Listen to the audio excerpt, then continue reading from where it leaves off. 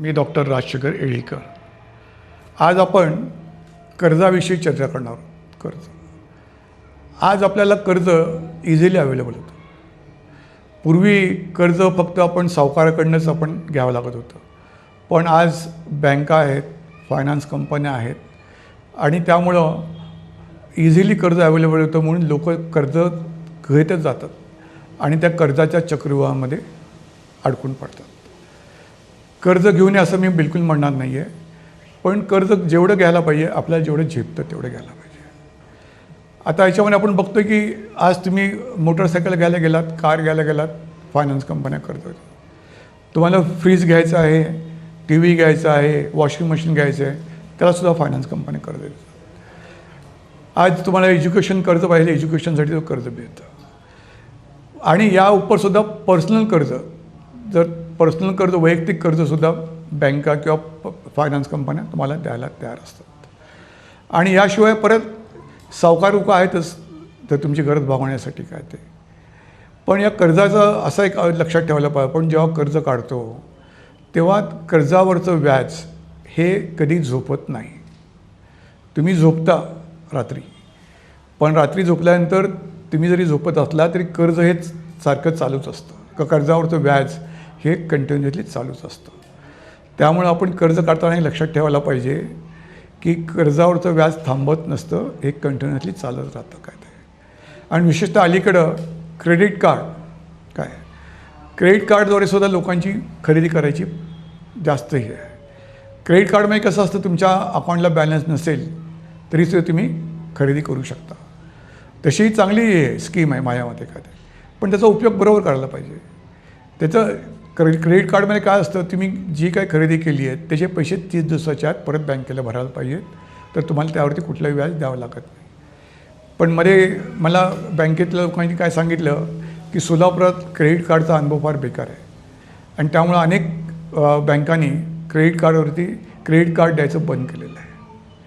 कारण काय, ज्या लोकांनी क्रेडिट कार्ड घेतलं त्या लोकांनी खरेदी केली आणि बँकेचे पैसेच भरले नाही.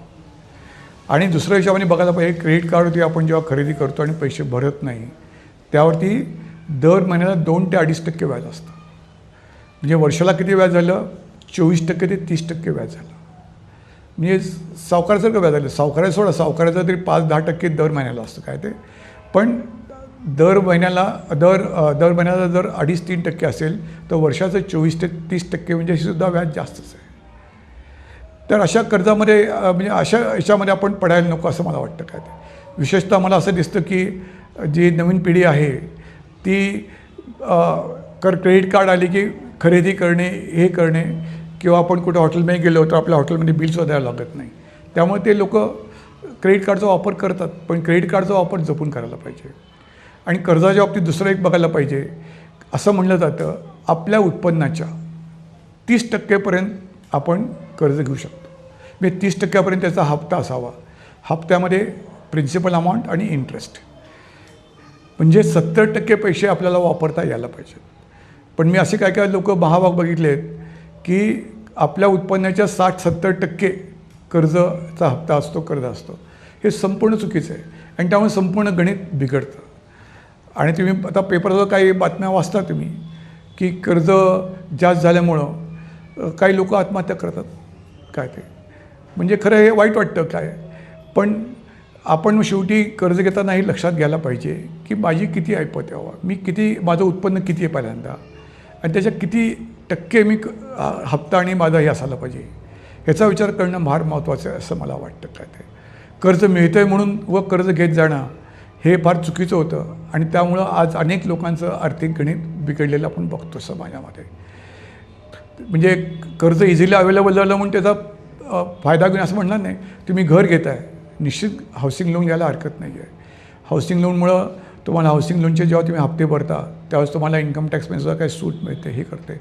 त्यावेळी तुम्ही काहीतरी एक ॲसेट तयार करताय, ते चांगली गोष्ट आहे. पण जास्त आपल्या चैनीसाठी किंवा मजेसाठी करत असाल तर आपण कर्ज घेऊ नये असं मला वाटतं काय ते. तर कर्ज घेताना आपण नेहमी लक्षात ठेवायला पाहिजे, आपण झोपलो तरी व्याज झोपत नाही. त्यामुळं कर्ज आपल्या उत्पन्नाच्या 30%पर्यंतचा हप्ता किंवा व्याज एवढंच असायला पाहिजे असं मला वाटतं. धन्यवाद. चाटला पैठणीचा आषाढन सेल 50% डिस्काउंट. तमाम महिला वाट पाहत होते तो महिला वर्गाचा विश्वास प्राप्त लोकप्रिय झालेला चाटला पैठणीचा सेल आजपासून सुरू. आषाढन सेल मधील दणदणीत डिस्काउंटचा आजच फायदा घ्या. कलात्मक शालू, special Paithani, pure Kanjivaram, Banaras, latest work साड्यांसह सिंथेटिक साड्यांचे व्हरायटीजचा वस्त्र खजिना. चाटला पैठणी सेंटर, चाटला चौक, सोलापूर. फोन 2-62-53-76 किंवा 98-22-11-94-01.